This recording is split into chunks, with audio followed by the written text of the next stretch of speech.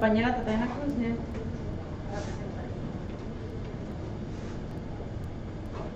Bueno, muy buenas tardes a todos y todas. Muchas gracias por venir. A la decana de la Facultad de Ciencias Sociales, Palmira Ríos, a la decana auxiliar de Asuntos Estudiantiles, Tamara Costa, otros miembros de la administración, profesores, estudiantes y nuestro Comité Pro Derechos Humanos y, claro, nuestra invitada especial, Clarisa López. En el día de hoy, la Facultad de Ciencias Sociales y la Universidad de Puerto Rico, recinto de Río Piedra, abre sus puertas y dice presente en la lucha por la excarcelación de nuestro prisionero político y luchador por la libertad, Oscar López Rivera. No sin antes recordar que esta persona ocupa el título de hijo, hermano, tío, padre y abuelo. Su totalidad aguarda la profundidad que su hija, Clarisa López, nos brindará el honor de conocer. Agradecemos los esfuerzos del Consejo, el estudiantado y esta administración por unirse a la lucha que es de todos y de todas, pues equivale a libertad, regalo inequívoco de la educación. Hoy la academia se convierte en verbo, pasando del estudio de la libertad, la justicia y la igualdad a su práctica, demostrándole a un pueblo que su conciencia sigue inalterada, que no importan los ataques contra una persona o un pueblo, la milicia de Puerto Rico no es compuesta por las municiones de un imperio, sino por las palabras dentro del libro, por la pasión de sus profesores, la esperanza de sus estudiantes y un grito que lucha contra las cadenas de la ignorancia. Hoy estamos aquí para dejarles saber a Puerto Rico y al mundo que el corazón de la patria sigue brillando por lugares como estos, que no tan solo creen en la libertad de pensamiento escrita en un documento, sino aquella puesta en práctica. Hoy no estamos aquí para hablar de colores partidistas ni ideologías políticas, sino para hablar de justicia, para hablar del respeto a la diversidad, la igualdad, para dar a conocer la verdad de un ser que continúa luchando por tus derechos y los míos. Hoy estamos aquí para probar que el desarrollo humano vence el económico y para pararnos detrás de un pitirre que ha sido encarcelado, mas no encadenado. Porque hoy la Universidad de Puerto Rico demuestra que la libertad comienza por la educación y Oscar López Rivera, al ser valiente luchador de esta, jamás ha sido vencido. Gracias.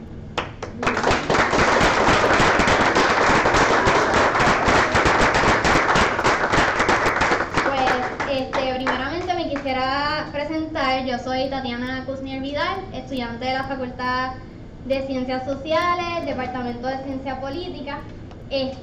La causa por Oscar siempre me llevó bien a fondo, sin embargo, se me abrió mucho más los ojos cuando yo llegué a Estados Unidos, irónicamente, y uno de mis profesores en una investigación que estuve haciendo allá afuera me dijo: ¿por qué tú quieres estudiar todo lo internacional y no te apasionas más por tu patria? Entonces, eso a mí me llegó muy, muy hondo y yo empecé a pensar y él me dijo: yo creo que yo soy de Sudáfrica y yo creo que ustedes tienen a alguien muy parecido a quien es Nelson Mandela. ¿Sabes de quién te estoy hablando? Y yo le dije: sí, Oscar López Rivera. Y me dijo: exactamente.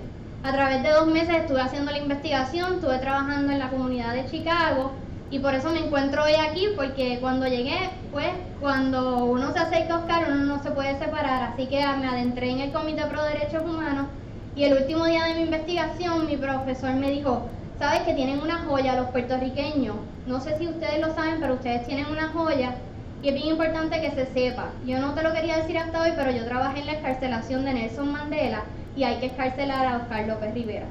Con ese llamado me encuentro yo y muchas de las otras personas que a diario luchan, no solo como yo, sino han luchado por muchos más años que yo y han llevado su lucha a nivel internacional.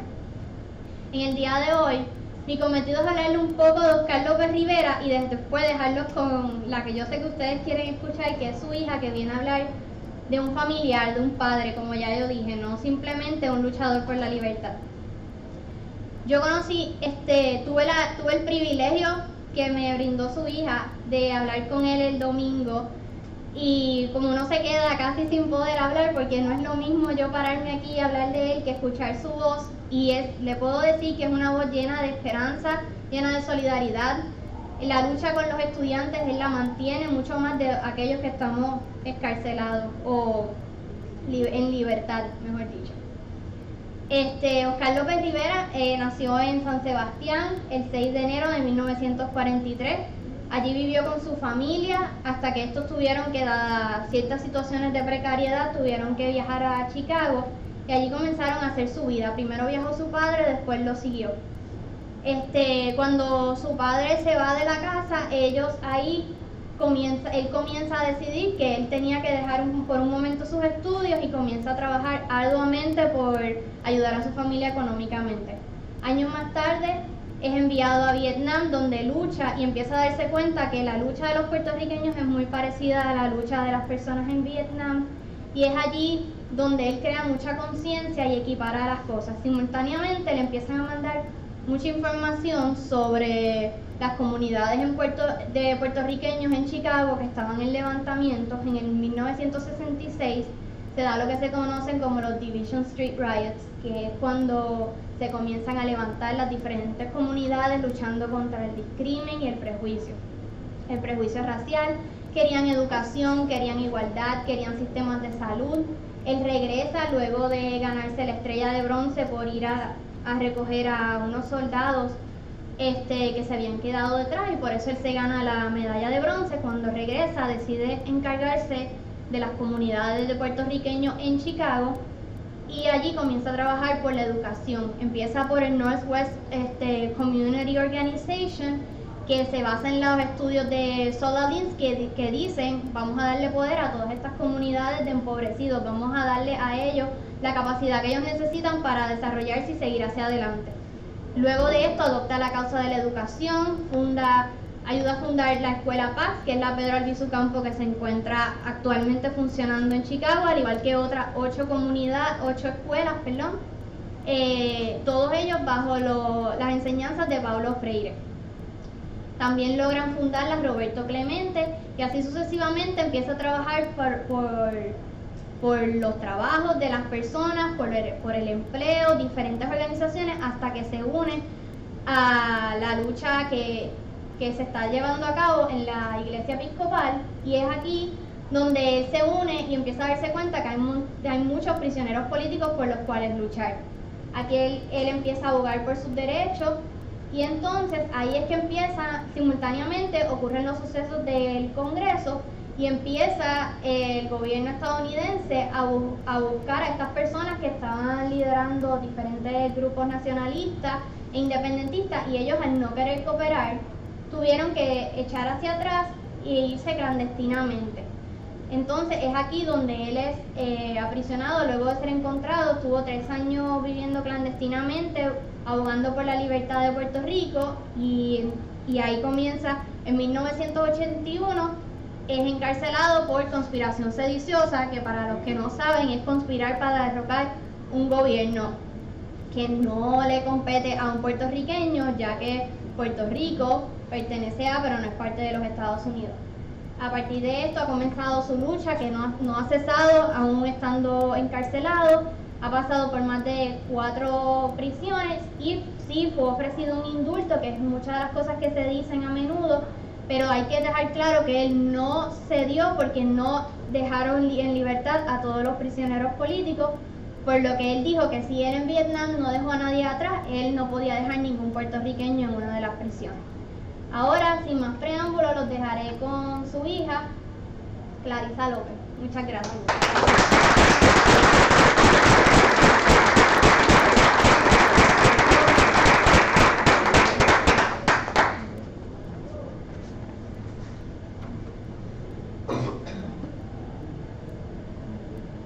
Retomando el tema donde lo dejó Tatiana, es muy cierto que muchas veces las personas cuestionan por qué mi papá rechazó la oferta que en 1999 el presidente William J. Clinton le hizo.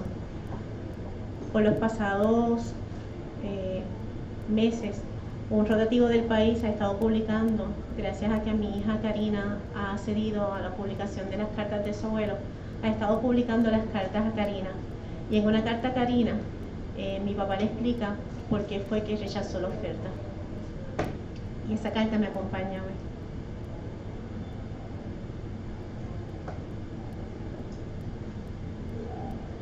La oferta que no quise.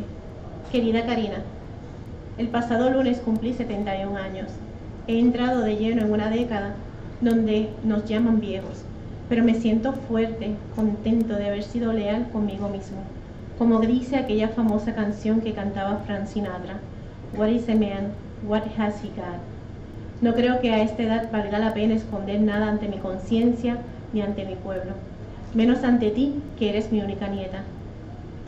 Sé que todavía un buen número de compatriotas se preguntan por qué no acepté la oferta de conmutación de pena que recibí del presidente Bill Clinton en el año 1999. No ignoro que hay personas que han utilizado ese gesto mío para decir que merezco seguir en la cárcel. Lo he explicado otras veces, pero quiero dejártelo escrito. Cuando el presidente Clinton les ofreció el indulto o la conmutación de pena a unos cuantos presos políticos puertorriqueños, a mí me ofreció la libertad a cambio de 10 años más en prisión, siempre que observara una buena conducta. Yo rechacé la oferta. No quiero que pienses que actué a la ligera.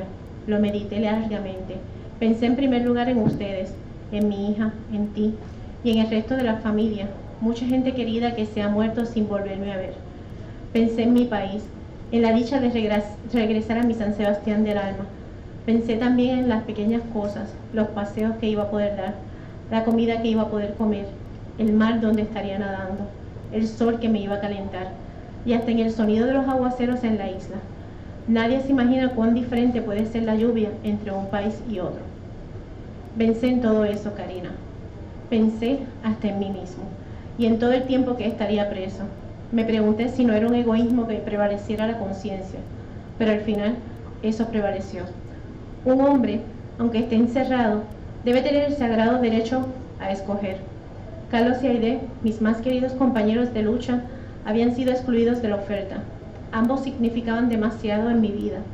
Habíamos luchado y crecido juntos, compartido tantas penas y alegrías, y experimentando desafíos tan grandes que se me hizo insoportable la sola idea de salir y dejarlos atrás.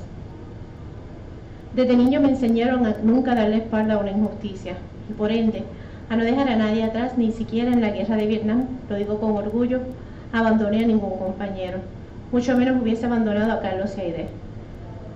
Siempre he sido reservado y me cuesta expresar mis emociones, pero todos esos años de nuestra juventud compartiendo ideas e ilusiones crearon un vínculo muy fuerte, de compromiso indestructible. La hija de ambos, también llamada Clarisa, nació en la clandestinidad. Yo miraba a aquella niña y se me rompía el corazón pensando en lo incierto de su futuro. Así, cuando supe que los habían capturado, juré que su suerte habría de ser mi suerte. De haber aceptado la oferta del presidente Clinton, yo hubiera salido en el año 2009. Pero cada uno de esos días, de cada uno de esos meses, de cada uno de esos años que me quedaban en prisión, habría estado sufriendo por haber aceptado una oportunidad que no le habían dado a ellos. A Aide la habían sentenciado a cadena perpetua, y todo hacía pensar que Carlos se enfrentaba a un futuro sombrío, puesto que era el único de nosotros que había estado en la lista de los más buscados. Hoy te aseguro que nunca me arrepentí ni he resentido el hecho de que ellos luego aceptaran la libertad bajo palabra. Me alegré en el alma y celebré que volvieran a su hogar. Desde la solidaridad, el compañerismo, el cariño que siempre nos tuvimos, cada cual hizo la decisión que creyó más apropiada. Ellos hicieron lo que entendieron era mejor para sus vidas. Yo también hice lo que pensé era mejor para la mía. En todo caso, hay que respetar estas decisiones que tomamos unos y otros, respondiendo a un momento político, un momento de vida o a un asunto de conciencia. Solo te pido, Karina, que nunca juzgues a los demás, ni tampoco descalifiques a ninguna persona por esas decisiones que toman de acuerdo a sus principios. En eso se basa la madurez de los seres humanos y su capacidad para crecer donde quiera que la vida los ponga, en la cárcel o fuera de ella. En mi caso, la decisión de no aceptar aquella oferta me permitió vivir en paz. Y como todos tenemos que morir, aunque yo nunca piense en eso, también llegada la hora me permitiría morir tranquilo. Te abrazo en este nuevo año y te deseo que se cumplan más que tus sueños la realidad de estudio y de trabajo que te está formando. En Resistencia y Lucha, tu abuelo Oscar López Rivera. Básicamente, Tatiana hizo una buena introducción, ¿verdad?, del caso de mi papá. Meramente no quiero pararme de este lado y contarles historias, sino aclarar cualquier duda o pregunta que tengan. Mi papá tiene una fecha de excarcelación que es el año 2023. Es un puertorriqueño de estatura pequeña, de las personas más inteligentes que he conocido en mi vida. Tiene 71 años de edad, cumple ya sus 72 el próximo 6 de enero. El próximo 29 de mayo del 2015 va a cumplir 34 años de estar en cárcel, 12 de esos años en aislamiento total. Cuando vemos actividades como hoy, que regreso a mi alma mater, me enorgullece y me lleno de mucha emoción ver estudiantes que gracias a ustedes, ¿verdad? Mi papá se llena un camino de mucha esperanza, porque el futuro de nosotros está en las manos de ustedes. En las manos de ustedes, que también representan a mi hija Karina, que es una estudiante de maestría de 23 años también. Así que básicamente quisiera convertirlo más en un conversatorio que estar yo de este lado y ustedes de aquel lado.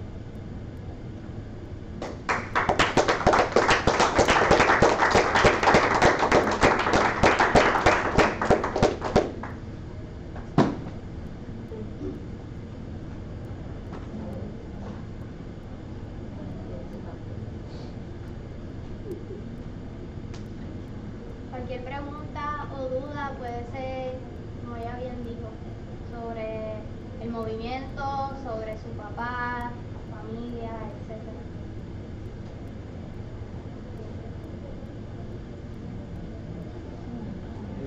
Parte, y también lo discutieron en la presentación que se hizo, pero en eso del periodo de tiempo que él estuvo en la lucha educativa, no sé si se lo puedo decir, no lo perdí, pero era como que cuál era su perspectiva en ese movimiento de desarrollo o que participó.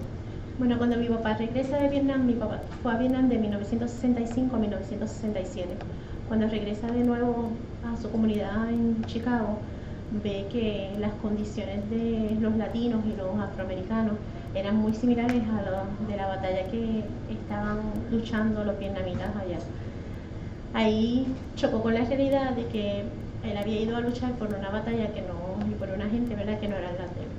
Así que se convirtió, su primer trabajo de regreso fue en la oficina de ayudas al veterano.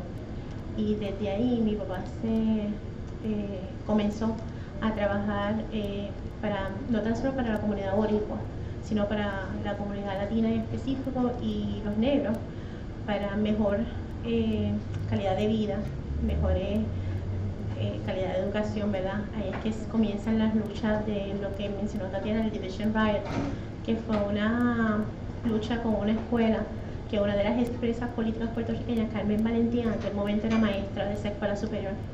Y la lucha era que querían convertir esa escuela, que era básicamente de latinos y afroamericanos, querían sacarlos para que fuera una escuela de blancos. Y a estas personas de la comunidad, sacarlas por completo de esa área. Luego se gana esa batalla y se convierte, entonces se funda la Escuela Superior Roberto Clemente. Con la fundación de esa escuela, en 1972, mi papá ayuda a fundar la Escuela Alternativa Pedro Rizos Campos, que está en el mismo corazón del barrio boricua.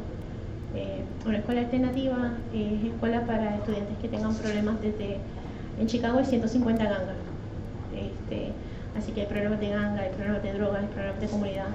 Y la escuela alternativa lo que ayuda es, ¿verdad?, brindar esa oportunidad a los estudiantes para que terminen su cuarto año en un ambiente mucho más seguro y con una estructura de educación mucho más. Eso es a nivel, porque sé que él fundó algunos capítulos en la Universidad de Illinois, en Northwestern, capítulos de estudiantes latinoamericanos que todavía aún prevalecen.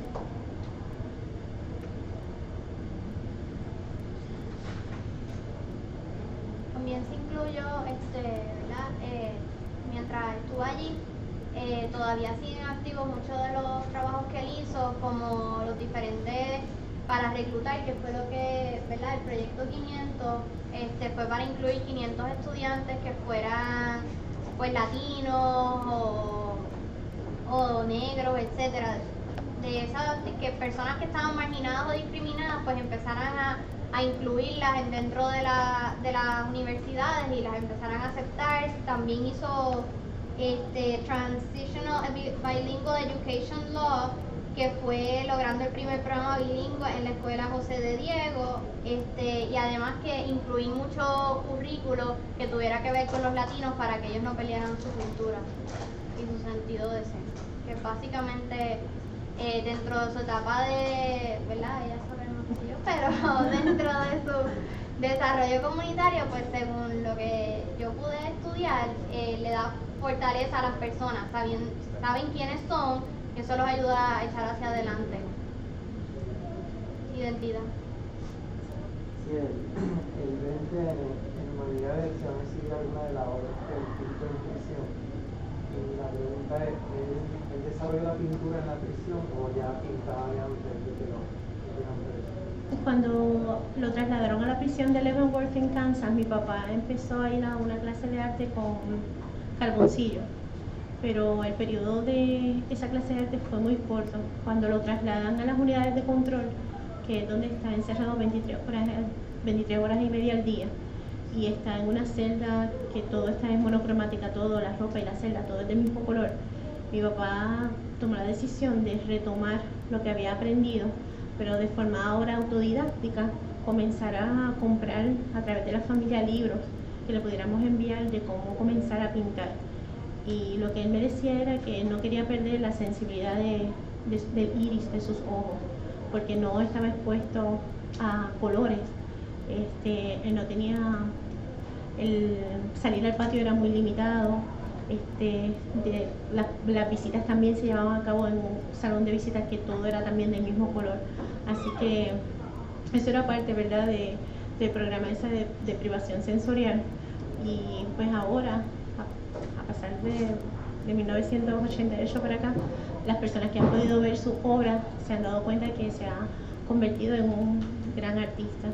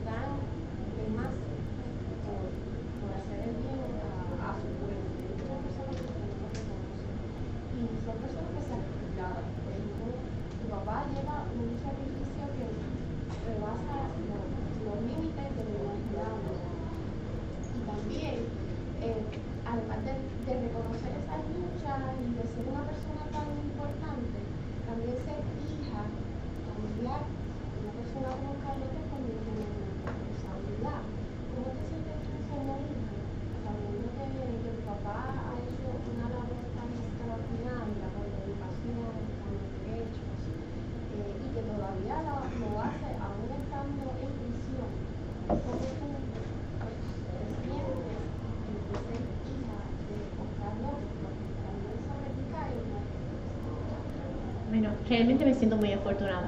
Yo conocí a mi papá cuando yo tenía 10 años de edad. Yo nací en Chicago y mi mamá decidió que yo me iba a criar en Puerto Rico junto a mi hermana y la familia de mi mamá. Así que nos trasladamos a Puerto Rico y debido a las luchas comunitarias, al poco tiempo que mi papá tenía para viajar, muchas razones, ¿verdad? No nos pudimos ver y en un momento pues mi papá se va a clandestinaje cuando yo tenía 5 años y lo conocí el 29 de mayo de 1981, lo arrestan y ya el otro día mi familia me estaba enviando en un avión. Soy muy afortunada, siempre lo he dicho, y he tenido el privilegio de no tan solo ser hija de mi papá, sino ser producto de una familia muy matriarcal, porque aunque mi papá influyó, ¿verdad?, muchísimo a distancia, pero lo que soy también se lo agradezco a mi mamá. Y siempre digo que si tuviera la oportunidad de escoger a mis padres nuevamente, lo haría, con todos los defectos y virtudes. Y sé que a veces es una carga muy difícil, porque a veces hay personas que tienen una percepción de uno muy distinta, piensan ella es la hija de una persona que estuvo en las Fuerzas Armadas, que vivió una vida en clandestinaje y tienen una percepción un poco distinta a veces de uno, ¿verdad? Pero cuando me conocen se dan cuenta que soy tan normal como cualquier otra persona, y que en la vida cometo errores como cualquier otra persona, pero en relación a mi papá, vivo orgullosa de mi papá.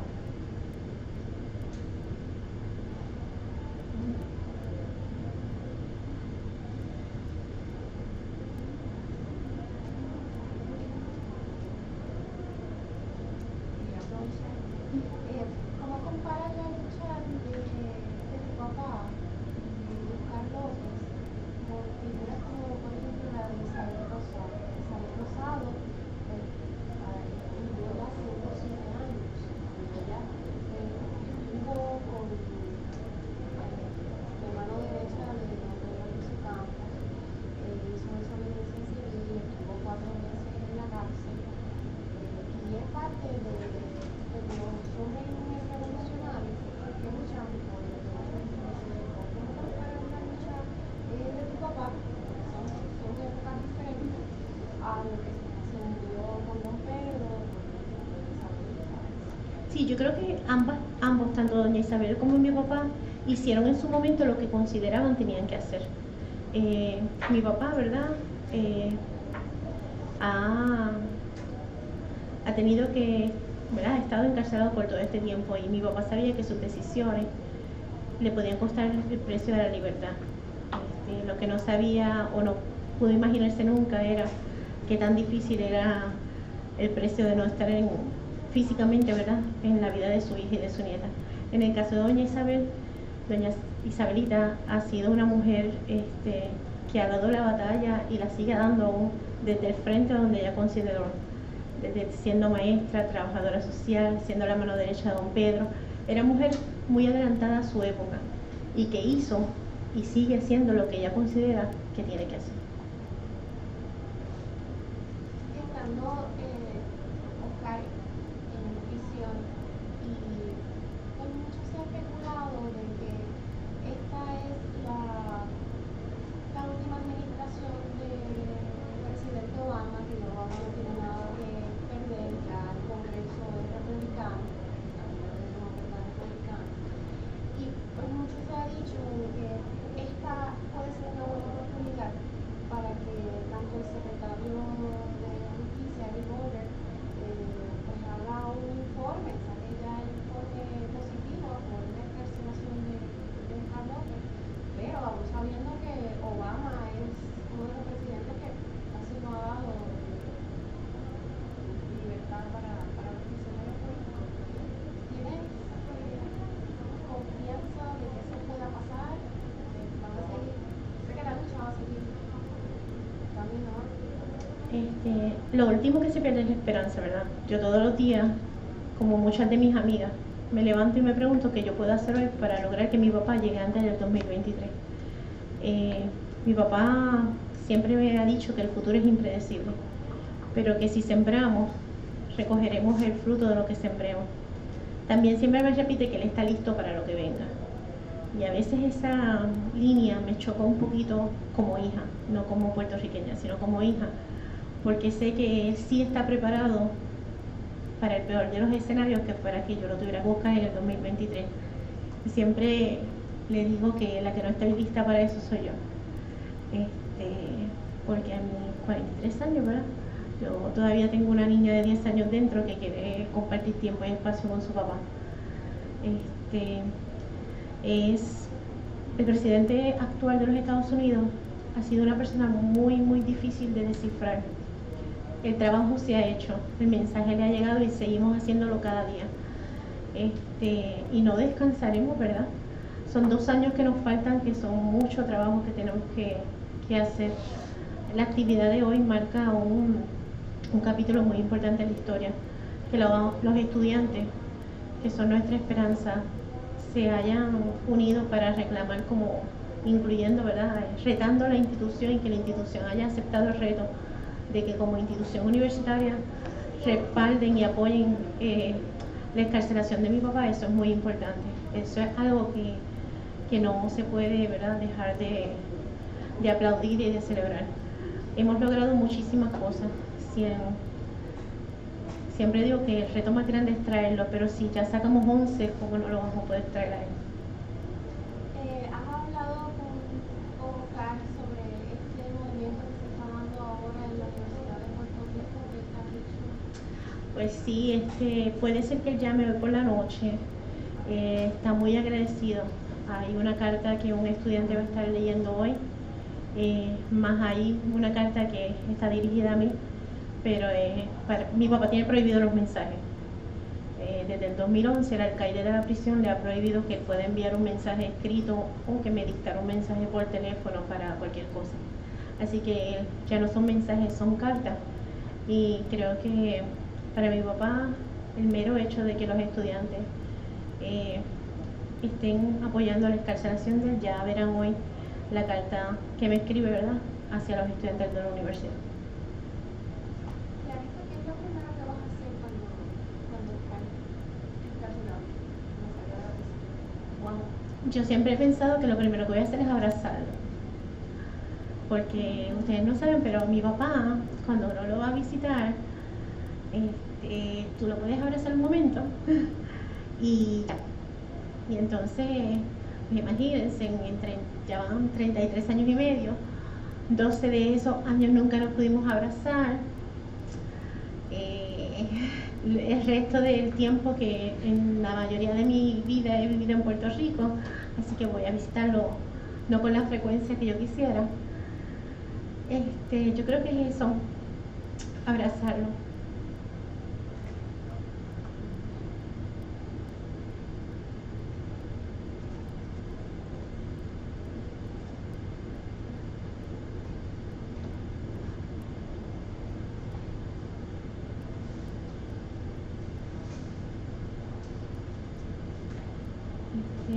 Antes de irme,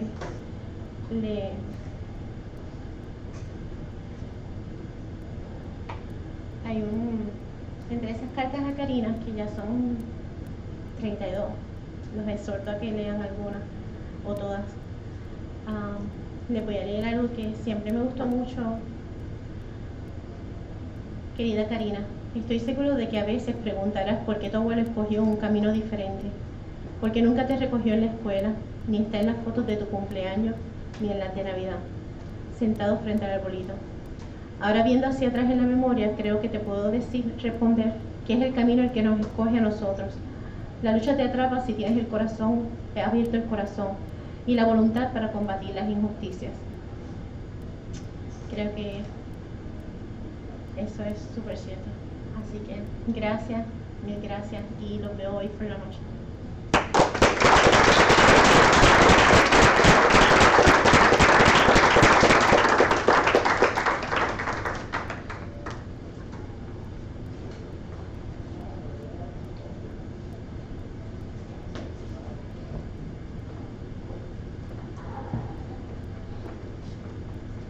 Bueno, pues con esto cerramos. Ya va a estar más adelante en el centro estudiantil. Muchísimas gracias por venir y gracias por apoyar.